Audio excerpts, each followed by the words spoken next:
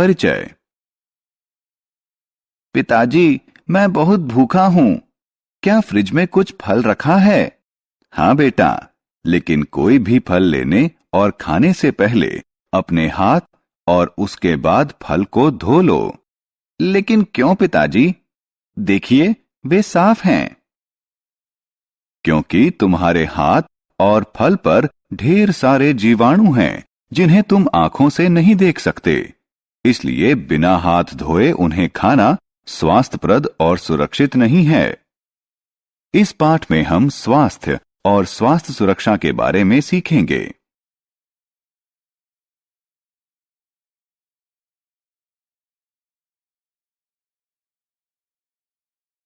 आओ सीखें। अपनी ज्ञानेंद्रियों को स्वच्छ रखना। शरीर के अन्य अंगों का कैसे ध्यान रखें, इसका वर्णन करना। व्यायाम और शारीरिक मुद्रा का महत्व समझना। विद्यालय स्वास्थ्य क्लब को जानना। ज्ञानेंद्रियां। प्यारे दोस्तों, मैं आपका दोस्त सैम। आइए सबसे पहले हम यह याद करें कि हमारे शरीर में कौन सी ज्ञानेंद्रियां होती हैं। हमारे शरीर में 5 ज्ञानेंद्रियां आंख, कान, नाक, जीभ और त्वचा मौजूद हैं। वास्तव में हम अपनी ज्ञानेंद्रियों की सहायता से हमारे बाह्य संसार से संवाद करते हैं, इसलिए इनका ध्यान रखना बहुत जरूरी है। अब आइए हम चर्चा करें कि अपनी ज्ञानेंद्रियों को स्वस्थ और स्वच्छ कैसे रखते हैं। आंखें। आइए पहले आंखों की चर्चा करें। आंखें दृश्य की ज्ञानेंद्रियां हैं। अपनी आंखों का ध्यान रखने के लिए हमें कुछ उपयोगी सुझावों का पालन करना चाहिए, जो निम्न प्रकार हैं। अपनी आंखों को ठंडे पानी से नियमित धोएं। सदैव पर्याप्त प्रकाश में अध्ययन करें। ताजे फल और हरी सब्जियों का नियमित सेवन करें। नाक और कान। अब आइए नाक के बारे में बात करें। नाक हमें सांस लेने और सूंघने में सहायता करती है। इस ज्ञानेंद्रिय की देखभाल करने के लिए कुछ उपयोगी सुझावों का पालन करना चाहिए, जो निम्न प्रकार हैं।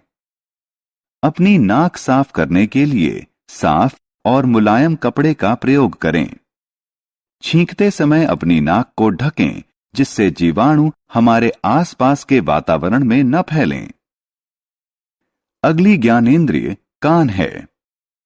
कान सुनने में हमारी सहायता करते हैं। कानों की देखभाल करने के लिए कुछ उपयोगी सुझावों का पालन करना चाहिए, जो निम्न प्रकार हैं। कानों को साफ करने के लिए रुई के बड का उपयोग करें। बहुत तेज आवाज से बचें।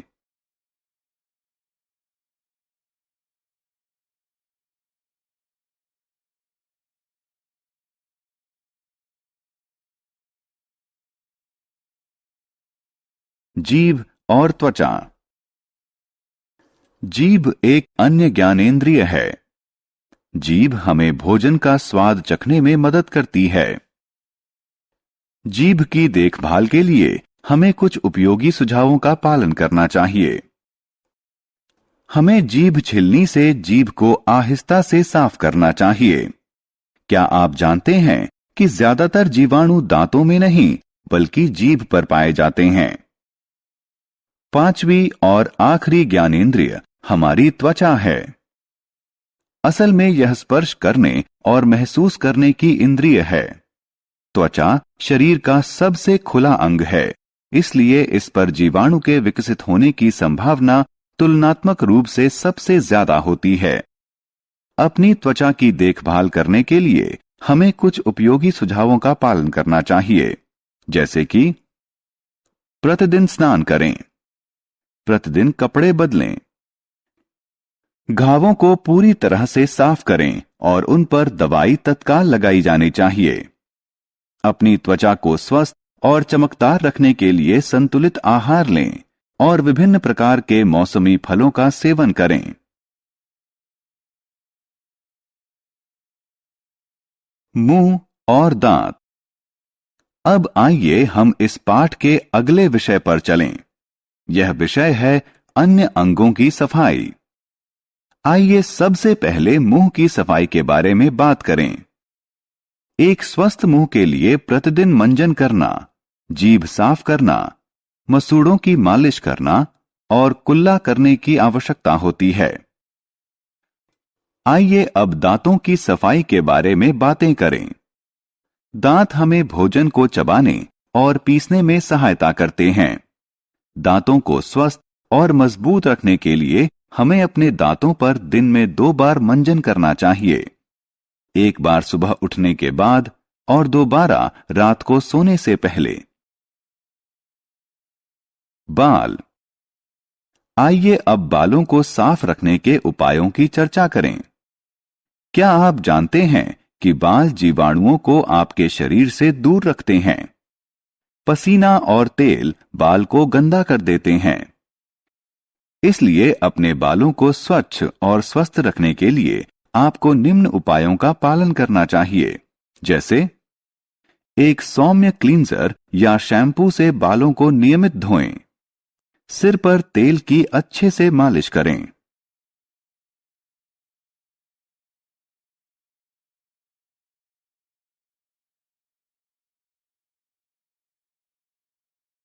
चेहरा। हम जानते हैं कि चेहरा हमारे शरीर का वह अंग है जो अधिकतम ज्ञानेंद्रियों को वहन करता है।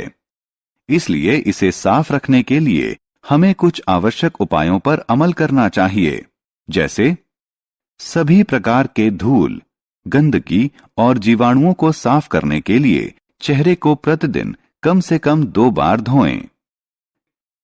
चेहरे को स्वस्थ और ताजा रखने के लिए नमी प्रदान करने वाली कोई क्रीम लगाएं।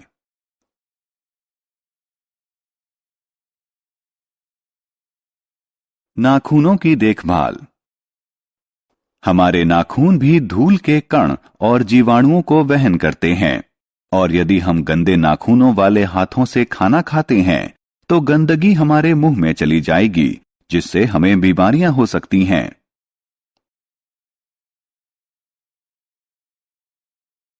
पैरों की देखभाल।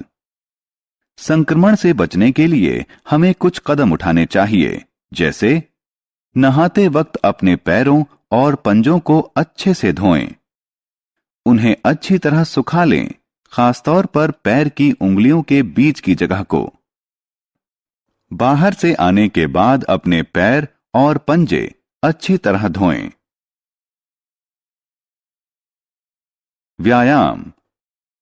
यदि हम स्वस्थ और दुरुस्त रहना चाहते हैं तो हमें नियमित व्यायाम करना चाहिए, क्योंकि व्यायाम करने से आप ऊर्जावान रहते हैं, आपके शरीर का वजन सही रहता है, शारीरिक और मानसिक रूप से दुरुस्त रहते हैं।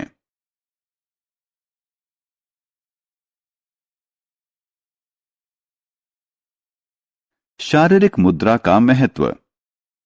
आइए अब हम एक और रुचिकर विषय शारीरिक मुद्रा का आनंद लें। शरीर के उचित विकास के लिए उचित शारीरिक मुद्रा आवश्यक है।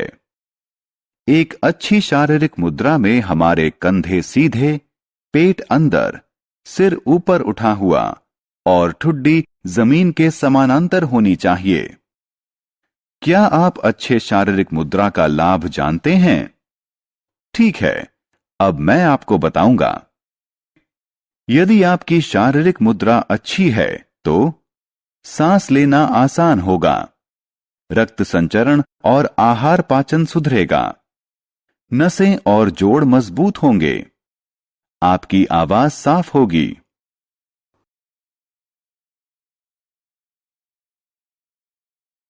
विद्यालय का स्वास्थ्य क्लब। हम सभी जानते हैं कि कुछ विद्यालयों में स्वास्थ्य क्लब होते हैं। क्या आप जानते हैं कि यह क्या है? वास्तव में विद्यालय स्वास्थ्य क्लब वह स्थान है जहां बच्चे सीखते हैं भोजन की स्वस्थ आदतें, व्यायाम, योग आसन, स्वच्छता, पर्यावरण अनुकूल गतिविधियां और स्वास्थ्य जागरूकता।